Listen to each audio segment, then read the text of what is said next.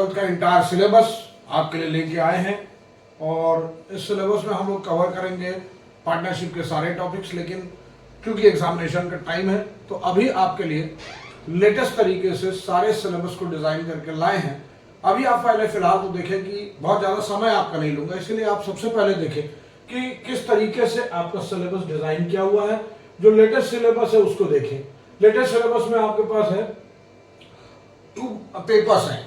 आपका अकाउंट्स का पेपर जो होगा वो 2 पार्ट्स में डिवाइडेड है और दोनों पार्ट्स में जो डिवाइडेड पेपर है वो किस तरीके का है। पेपर 1 थ्योरी है 80 मार्क्स का और पेपर 2 जो है वो है आपका प्रोजेक्ट वर्क 20 मार्क्स का।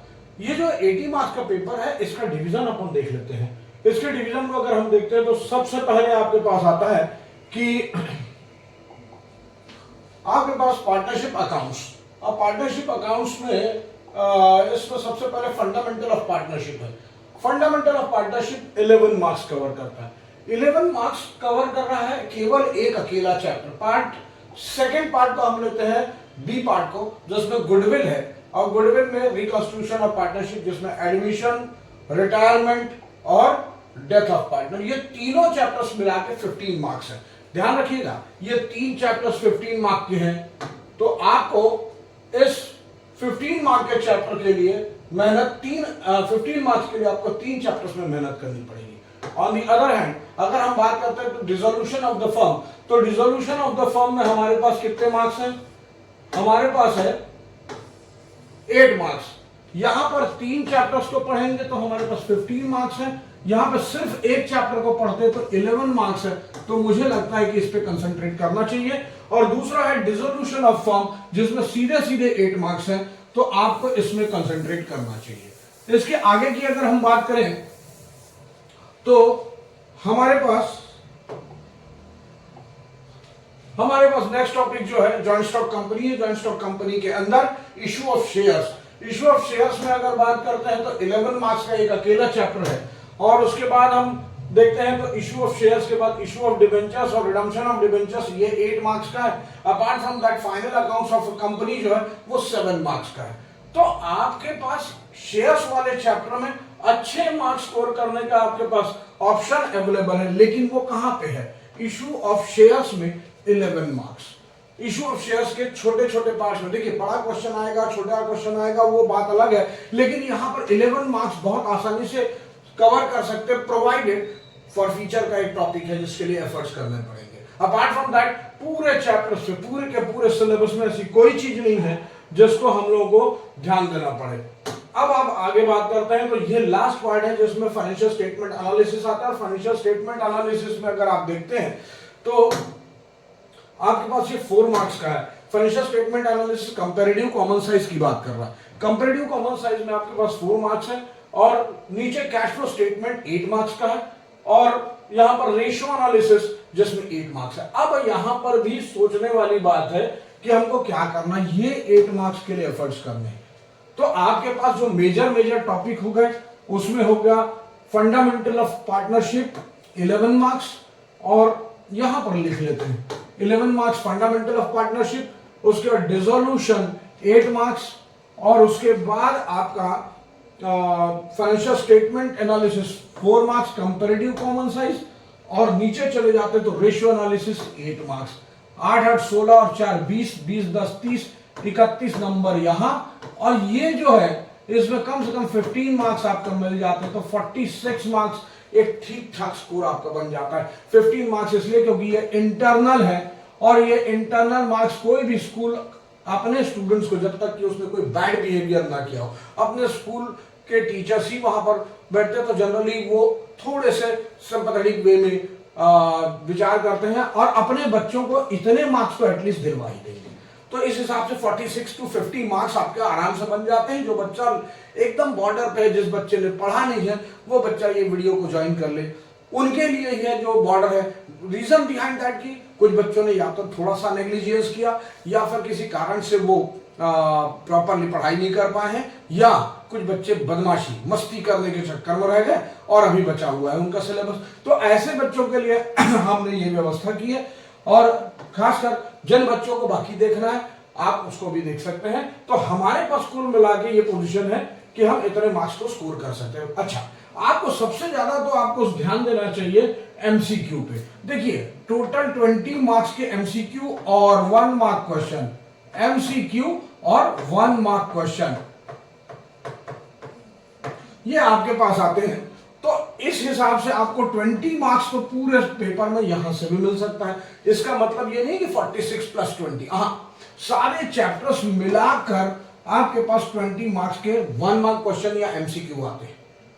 तो अगर जो चैप्टर्स आपने प्रॉपर प्रिपेयर नहीं किए, कम से कम उसके 1 मार्क क्वेश्चन के आंसर आप प्रॉपर दे सकते हैं, और इस तरीके से देखा जाए तो आपको अच्छे खासे मार्क्स यहां पर मिल सकते हैं। इसके बाद बात करते हैं हम लोग फंडामेंटल ऑफ पार्टनरशिप। ये पहला चैप्टर है जिसको हम पढ़ाने जा रहे हैं, fundamental without taking much more time of your, क्योंकि एग्जाम टाइम है तो हमने इसके लिए लाया है meaning of partnership, section 4 of Indian partnership act 1932।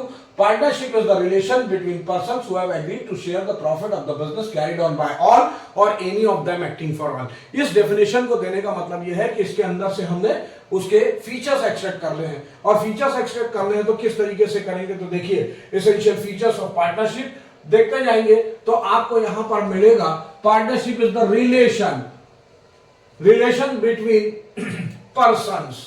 इस तरह से आपको इसके नीचे अंडरलाइन मिलेगी और उसके साथ साथ नीचे में उसके पॉइंट्स मिलेंगे। तो आप अगर उसको देखना चाहेंगे तो जैसे ही पॉइंट्स आपको दिख जाए तो आप समझ जाइएगा कि आपको यहां से आपके फीचर्स निकलते कैसे। देखिए यहां पे पर्सन्स में अंडरलाइन हुआ है, और पर्सन्स मतलब 2 और मोर पर्सन, पर्सन्स 2 या 2 से ज्यादा लोग, ज्यादा कितने हो सकते हैं तो 50% एक पार्टनरशिप में हो सकते हैं। किस में लिखा हुआ है, companies act 2013 section 464 of Indian partnership act 1932। देखिए कंपनीज एक्ट में लिखा हुआ है सेक्शन 464 कि मैक्सिमम नंबर ऑफ मेंबर्स कितने हो सकते हैं, रीड विथ रूल 10। तो आपको क्या ध्यान देना है, देखिए आपको बोलना है मैक्सिमम पार्टनर्स 50। किस में लिखा है, section 464 of Indian companies act 2013, read with rule 10 of miscellaneous rules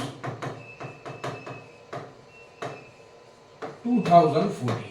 तो आपको इतना लंबा चौड़ा याद रखने की जरूरत नहीं है। Companies act section 464 of Indian companies act 2013, इसमें लिखा हुआ maximum number of partners minimum 2, maximum 50। इसके आगे चलते हैं तो यहां पे देखिए अग्रीमेंट, ये एग्रीड के नीचे हमने अंडरलाइन किया है एग्रीमेंट, यानी इनके बीच में पार्टनर्स के बीच में कहीं ना कहीं एक एग्रीमेंट होना जरूरी है। म्यूचुअली एग्रीमेंट मतलब terms conditions agreed upon. Agreement के बाद में आपके पास नेक्स्ट फीचर जो आता है वो है शेयरिंग ऑफ प्रॉफिट। पार्टनरशिप तभी हो सकती है जब प्रॉफिट शेयरिंग का मोटो हो, यानी प्रॉफिट कमाया चैरिटी में डिस्ट्रीब्यूट कर दिया, ऐसा नहीं होता है। प्रॉफिट पार्टनरशिप फॉर्म इसीलिए होती है कि प्रॉफिट अर्न कर सके, और प्रॉफिट अर्न करेंगे तो उसका डिस्ट्रीब्यूशन अमंग्स पार्टनर्स होना चाहिए। इसके बाद हम देखते हैं यहां पर एक आता बिजनेस। बिजनेस का मतलब हो गया लॉफुल बिजनेस, इलीगल बिजनेस के लिए पार्टनरशिप नहीं हो सकती है। नेक्स्ट है आपके पास यहां पर ऑल ऑफ देम और एक्टिंग फॉर ऑल। इसका मतलब ये हुआ कि relation of mutual agency. Mutual agency का मतलब होता है कि एक पार्टनर कोई भी एक्ट करता है तो अपने को पार्टनर्स को अपने किसी भी एक्ट से फर्म के कारण बाउंड कर देता है। मतलब किसी भी कॉन्ट्रैक्ट में अगर कोई एक पार्टनर एंटर हो जाता है तो बाकी सारे पार्टनर्स को उस कॉन्ट्रैक्ट को फुलफिल करना पड़ता है, प्रोवाइडेड वो विद इन द लिमिट उसने काम किया हो। तो ये म्यूचुअल एजेंसी रिलेशन मतलब एक पार्टनर पूरे फर्म को रिप्रेजेंट करता है। इसके बाद बात करते हैं अनलिमिटेड लायबिलिटी। ये फीचर यहां डेफिनेशन में नहीं है लेकिन पार्टनरशिप का एक फीचर है। जैसे प्रोप्राइटरशिप में भी अनलिमिटेड लायबिलिटी है, ऐसा पार्टनरशिप में भी अनलिमिटेड लायबिलिटी है।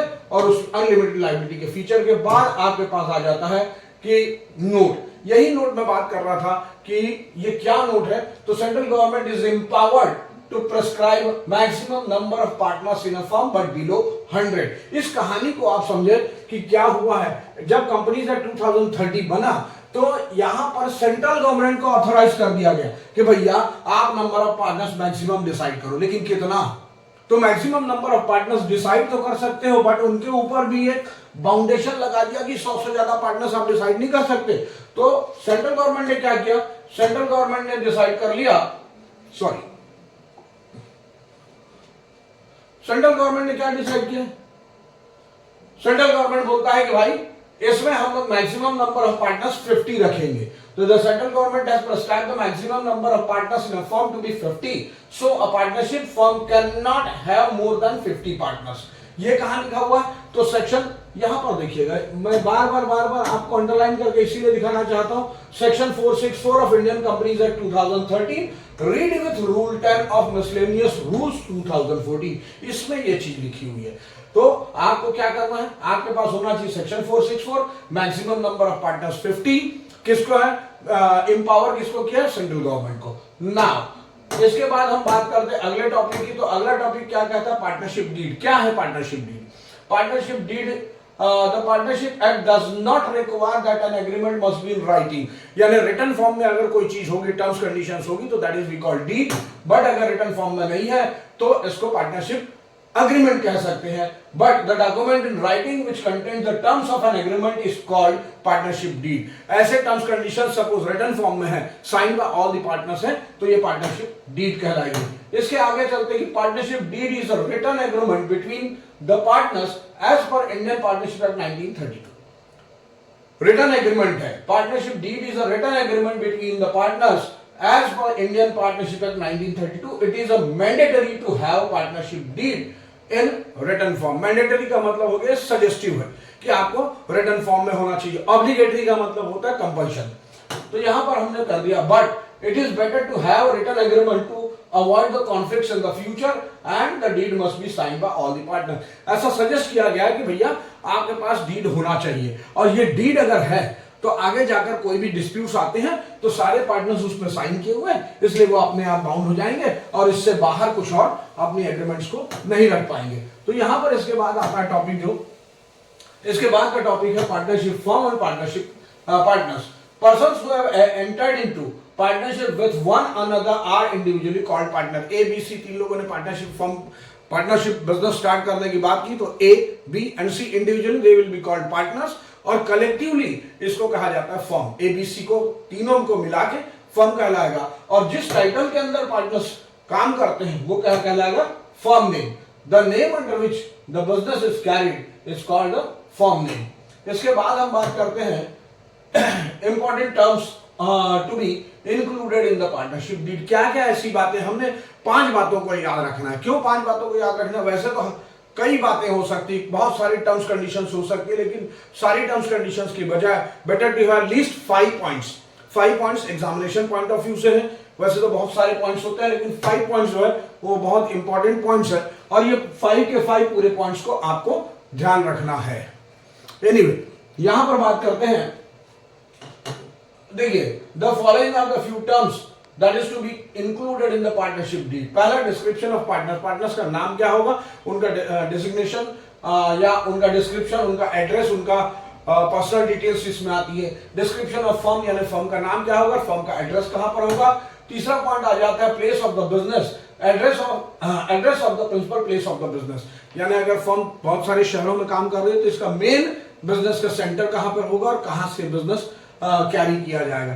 इसके बाद हम बात करते हैं nature of the business. Business किस चीज का करेगा, क्या प्रोफेशन करेगा, लॉ की प्रैक्टिस करेगा कि चार्टर्ड अकाउंटेंसी का करेगा, ये सर्विस वाला होता है। इसके बाद होता है कि गुड्स का सेल परचेस करेगा या कहीं की कमीशन एजेंट का काम करेगा। तो नेचर ऑफ द बिजनेस, यानी जिस पर्पस के लिए बिजनेस कैरी ऑन किया जाएगा उसके बारे में यहां पर लिखा जाता है। इसके बाद है आपके पास डेट ऑफ द कमिंसमेंट, कब स्टार्ट होगा, यानी स्टार्टिंग डेट, क्योंकि प्रॉफिट डिस्ट्रीब्यूशन इसी डेट से होता है। ये इस डेट से किए हुए बिजनेस पे अर्न किया हुआ प्रॉफिट या लॉस पार्टनर्स के बीच में डिस्ट्रीब्यूट होता है, इसलिए डेट ऑफ कमिंसमेंट ऑफ बिजनेस जरूरी है। Detail regarding capital contribution of the partners, यानी कैपिटल अगर आपने प्राइमरीली फिक्स की हुई है कि इतनी कैपिटल पार्टनर्स कंट्रीब्यूट करेंगे तो वैसा होगा। एज एंड व्हेन रिक्वायर वाली बात होगी तो फिर वहां पर इनिशियल कैपिटल नहीं होती है, तो यहां पर वहां पर लिखना पड़ता है कि एज एंड व्हेन रिक्वायर्ड, ऐसा लिखना पड़ेगा। तो डिटेल्स रिगार्डिंग कैपिटल। इसके बाद आपके पास है नेक्स्ट पॉइंट। नेक्स्ट पॉइंट में हम बात करते हैं is it essential to have partnership deed. Question पूछा जा रहा है आपसे, ये लॉजिकल क्वेश्चंस में आता है कि is it essential to have partnership deed, क्या पार्टनरशिप डीड का होना जरूरी है। तो हम बात करते हैं कि यहां पर बोलता है it is not essential to have partnership deed. जरूरी नहीं है कि पार्टनरशिप डीड हो, वहां पर डिजायरेबल है, सजेस्टेड है कि पार्टनरशिप डीड भाई होना चाहिए। काहे के लिए? यह लिखा हुआ है कि अगर आगे जाके कॉन्फ्लिक्ट्स होते हैं तो आपके पास डीड होगी और उस डीड के बेस पर आप अपने डिस्प्यूट्स को सॉल्व कर सकते हैं। अच्छा, इसमें ये कहां पे लिखा हुआ था, in the absence of partnership deed provisions of Indian partnership act 1932 will be applicable. कहने का मतलब ये है कि अगर पार्टनरशिप डीड नहीं है कोई दिक्कत नहीं है, डिसराइबल बोला है ना, कोई दिक्कत नहीं है, पार्टनरशिप डीड नहीं है कोई इश्यू नहीं है। अगर आपके पास डीड नहीं है तो फिर अगर कॉन्फ्लिक्ट्स आते हैं तो कौन सा एक्ट में दिए हुए प्रोविजंस एप्लीकेबल होंगे। इसके बाद बात करते हैं तो यहां पर राइट्स ऑफ पार्टनर्स क्या क्या होंगे, तो 5-6 राइट्स आपको मालूम होने चाहिए। Every partner has a right to be consulted in the business, यानी बिजनेस में उससे पूछा जाना चाहिए, भाई किसी भी टर्म्स एंड कंडीशंस को चेंज करना है, किसी कॉन्ट्रैक्ट में एंटर होना है तो कम से कम उससे पूछ लिया जाए, ऐसा उसका राइट है।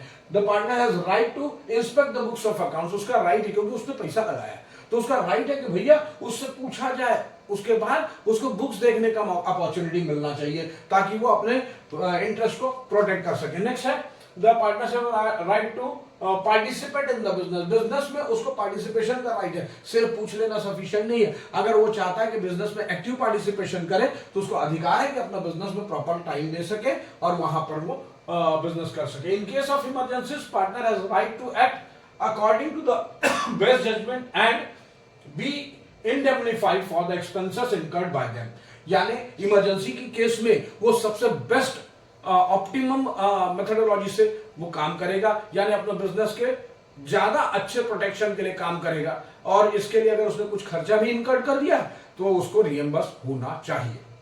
अब ये बात आपको एक एग्जांपल से बता देता हूं। सपोज अनफॉर्चुनेटली किसी के बिजनेस फर्म की ऑफिस में, शॉप में, गोडाउन में कहीं आग लग गई इमीडिएटली उसने ताला तोड़ा, शटर तोड़ा, लेबर्स को बुलाया, वहां का सामान बाहर करवाया। इसके लिए उसको इमीडिएट अगर वो एक्सपेंसेस इनकर करता है तो फर्म की रिस्पॉन्सिबिलिटी कि फर्म के प्रोटेक्शन के लिए उसने ये सारा काम किया तो उसने किए हुए खर्च को उसको रिएम्बर्स कर देना चाहिए। या बिजनेस के प्रोटेक्शन के लिए अगर उसने इंश्योरेंस करा लिया और अगर आग लगी, नहीं लगी या कुछ भी ऐसे इंसिडेंसेस हुए तो पार्टनरशिप फर्म ये नहीं बोल सकती कि भाई तूने जबरदस्ती खर्चा करा दिया, हम तो पैसा नहीं देंगे। हाँ, एक जेन्युइन अमाउंट अगर उसने स्पेंड किया है in good faith, in good course of business अगर उसने किया है तो ही विल बी इंडेमनिफाइड, यानी खर्चों की क्षतिपूर्ति उसको होनी चाहिए। A partner has to allow or not to allow the admission of the partner, उसके पास राइट है, वो चाहे तो किसी पार्टनर को एडमिट कर सकता है, चाहे तो रिफ्यूज कर सकता है। तो ये दोनों बातें आपको ध्यान रखनी है। After giving notice as per agreement, agreement के हिसाब से अपनी नोटिस देकर वो रिटायर हो सकता है, या अगर पार्टनरशिप डीड में पहले से ही कोई प्रोसीजर फॉलो करने के लिए कहा गया है तो उस प्रोसीजर को फॉलो करके कोई भी पार्टनर पार्टनरशिप से रिटायरमेंट ले सकता है। इसके बाद बात करते हैं एक जो इंपॉर्टेंट चीज है, एप्लीकेबिलिटी ऑफ पार्टनरशिप डीड। ये पूरे पार्टनरशिप एक्ट में हर जगह, यानी जितनी भी अकाउंटिंग आप करेंगे इसमें ये जो पॉइंट्स है वो बहुत इंपॉर्टेंट होंगे। मैं एक दो जगह और इस बात को रिपीट किया हूं, सो इस बात को रिपीट करके देखते हैं कि क्या लिखा हुआ है। तो provisions of the Indian partnership act 1932 is applicable subject to the following. ये कंडीशन को ध्यान रखना है। क्या कंडीशन ध्यान रखना भाई कि प्रोविजंस कब अप्लाई होंगे। पहला, if clauses of deed are different, यानी आपने डीड बनाई और डीड में डिफरेंट क्लॉजेस है और प्रोविजंस डिफरेंट दिया, यानी एक्ट में कुछ और लिखा है, आपने कुछ और एग्री कर लिया, तो भाई आपके जो डीड में जो लिखा है वो एप्लीकेबल होगा। तो from the provisions of the act clauses of the deed will be applicable, यानी डीड एक्ट को सुपरसीड करेगी। उसके बाद है if deed is silent on a particular matter or there is no partnership deed provision shall be applicable. कहने का मतलब यह कि अगर आपने डीड बनाई ही नहीं, बनाना भूल गए, बिजनेस चालू कर लिया, लंबे समय तक बिजनेस चले गया, अब डीड तो है नहीं और डिस्प्यूट हो गया तो प्रोविजंस एप्लीकेबल होंगे। और अगर मान लो आपने डीड बना ली है और उसमें आपने कुछ कंडीशन रख दी है लाइक इंटरेस्ट ऑन लोन, आपने 10% एग्री कर लिया डीड में और एक्ट में लिखा हुआ है 6%, तो 10% अप्लाई होगा क्योंकि पहले से ही आप एग्री कर रहे हैं। ठीक है, तो अच्छा with in the legal boundaries he acceptable है डीड जो है ना। इसके बाद हम बात करते हैं तो if the deed is silent on a particular matter on the other or there is no partnership deed provisions of the act shall be applicable. इस लाइन को ले लिया हमने और यहां से देखा कि क्या है provision. Interest on capital will not be allowed, किसी भी पार्टनर को इंटरेस्ट ऑन कैपिटल नहीं मिलेगा। नेक्स्ट है interest on drawings will not be charge, किसी भी पार्टनर के ड्रॉइंग्स पर इंटरेस्ट नहीं लगाया जाएगा। कब? जब आपके पास कोई भी डीड नहीं है, कोई भी एग्रीमेंट रिटर्न ओरल एग्री नहीं किया है, तो ऐसी सर्कमस्टांसेस में इंटरेस्ट ऑन ड्रॉइंग्स चार्ज नहीं होगा, इंटरेस्ट ऑन कैपिटल नहीं दिया जाएगा। नेक्स्ट आपके पास है interest on loan will be allowed. यहां पर आपको बहुत इंपॉर्टेंट चीज जो देखनी है, यहां पर वर्ड यूज किया विल बी अलाउड।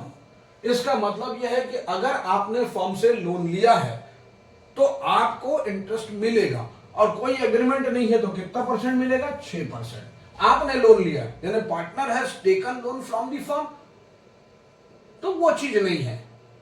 क्या बोल रहा है? Suppose partner has granted loan to the firm, firm को लोन दिया है, पार्टनर ने फर्म को लोन दिया है। पार्टनर ने जब फर्म को लोन दिया है तो उसको इंटरेस्ट मिलेगा, फर्म अलाउ करेगी इंटरेस्ट, किस रेट से? 6% पर एनम के रेट से, कोई भी एग्रीमेंट नहीं है तो। अच्छा चलिए, तो आप ये देखते हैं कि क्या होगा अगर मान लो उसने लोन लिया होता, partner has taken loan from the firm, तो अगर एग्रीमेंट है तो एग्रीमेंट के अकॉर्डिंग, और एग्रीमेंट नहीं है तो उस पर इंटरेस्ट चार्ज नहीं किया जाएगा। मतलब एक पार्टनर कंट्रीब्यूट कर रहा है, दूसरा कंट्रीब्यूट कर रहा है, तीसरा कंट्रीब्यूट कर रहा है, और कुछ जरूरत पड़ी तो first partner has taken a loan from the firm, अगर कोई एग्रीमेंट के बिना लोन लिया है तो उससे इंटरेस्ट नहीं ले सकते। सैलरी रेम्युनरेशन किसी भी पार्टनर को नहीं मिलेगा, profit should be distributed equally. ये 5 पॉइंट्स इंपॉर्टेंट है, ये पांचों पॉइंट्स लर्न कर लेना होगा। और इसके अलावा आप देखेंगे तो एक और पॉइंट है, new partner can not be admitted unless all the partners agree. सारे पार्टनर्स एग्री होंगे तभी एक नए पार्टनर को पार्टनरशिप में एडमिशन दे सकते हैं। अब ये यहां पर जो पॉइंट्स है उसको देखिए, some other important provisions of Indian partnership act 1932। देखिए ऑब्जेक्टिव्स में ये आया हुआ है, इसलिए इसको मैंने इसमें इंक्लूड किया हुआ है। ये सारी चीजों को एक जगह लाकर इंक्लूड किए। All the partners agreed a minor may be admitted for the benefit of partnership section 30। Partnership act 1932 के सेक्शन 30 में दिया हुआ है कि एक माइनर को आप एडमिट कर सकते हैं, कब? फर्म के बेनिफिट के लिए। ये तो बात यहां लिखी है, लेकिन उस सेक्शन को अगर आप ठीक से पढ़ेंगे तो उसमें साफ साफ लिखा हुआ है कि एक पार्टनर को आप एडमिट कर सकते हैं फर्म के बेनिफिट के लिए, इट्स ओके, लेकिन वो केवल प्रॉफिट को ही शेयर करेगा, अगर लॉस होता है तो he will not bear the losses. Next है as per a person may be admitted as a partner with the consent of all the other partners in accordance with an agreement among the partner। दो चीजें हैं, सबकी consent हो तब कोई बंदा partner बन सकता है, या अगर पार्टनरशिप डीड बनाते समय आपने कोई प्रोविजन कर दिया है कि इस तरीके से ही पार्टनर एडमिट हो सकता है, तो उस रूल्स को फॉलो करके कोई पार्टनर बन सकता है। This is section 31। देखिए 30 में माइनर पार्टनर एडमिट हो सकता है, 31 में न्यू पार्टनर एडमिशन के बारे में। और इसके बाद बात करते हैं तो यहां पर देखिए सेक्शन 32 बोलता है a partner may be retire from the firm either with the consent of all the partners और according with an agreement among the partner. Deed में अगर कोई मान लो एग्रीमेंट कर लिया आपने, तो उस एग्रीमेंट के अकॉर्डिंग पार्टनर एडमिट होगा। वैसे ही उस डीड में किए हुए प्रोविजन के अकॉर्डिंग पार्टनर रिटायर हो सकता है एक, और या तो फिर आपस में एग्रीमेंट करके रिटायर हो सकता है। नेक्स्ट है आपके पास unless otherwise agreed by partners in the partnership deed, a firm may dissolve on the death of partner। किसी पार्टनर की डेथ पर, अदरवाइज कहीं कोई प्रोविजन नहीं है, तो किसी भी पार्टनर की डेथ पर फर्म अपने आप डिसॉल्व हो जाएगी, फिर चाहे तो नए पार्टनर्स दूसरी फर्म को कंटिन्यू कर सकते हैं। और ये registration of a firm is mandatory not the obligatory. इसको हम लोग एक बार रिकैप कर लेते हैं। इसको रिकैप करने के लिए मैंने देखिए admission of minor for the benefit of the partnership section 30। अब एक नया पार्टनर एडमिट हो सकता है सबकी कंसेंट से या दिए हुए प्रोविजंस के अकॉर्डिंग, सेक्शन 31। एक पार्टनर रिटायर हो सकता है, a partner may be retire from the firm, section 32। किस तरीके से? या तो एग्रीमेंट से या प्रोविजंस के according. Unless otherwise agreed partnership deed a firm may dissolve on death of partner. किसी भी पार्टनर की डेथ पर फर्म डिसॉल्व हो जाएगी। कितनी बातें? Section 30 minor admission, section 31 new partners admission, section 32 retirement of a partner, section 35 dissolution of the firm on the event of death, और section 69 ये मैंडेटरी है, क्या ऑब्लिगेटरी है, मैंडेटरी नहीं है, यानी कंपल्शन नहीं है, ऑब्लिगेटरी है कि आप फॉर्म को रजिस्ट्रेशन करा सकते हैं। ओके, तो हम बहुत जल्दी आपके पास एक नया वीडियो लेके आएंगे और इस वीडियो में हम लोग बहुत जल्दी आगे के प्रैक्टिकल क्वेश्चंस को करेंगे। हमने सोचा है, हमने कवर करना है मोस्ट ऑफ द टॉपिक, जिसको हम ज्यादा से ज्यादा जल्दी से जल्दी कवर कर सके, और कोशिश है कि हम मैक्सिमम क्वेश्चंस और ऑलमोस्ट सारे टॉपिक्स कवर कर रहे हैं। तो इस वीडियो के साथ बने रहिए। अगर आपको अच्छा लगा है तो शेयर कीजिए, सब्सक्राइब कीजिए और बेल आइकन दबा दीजिए। Thank you.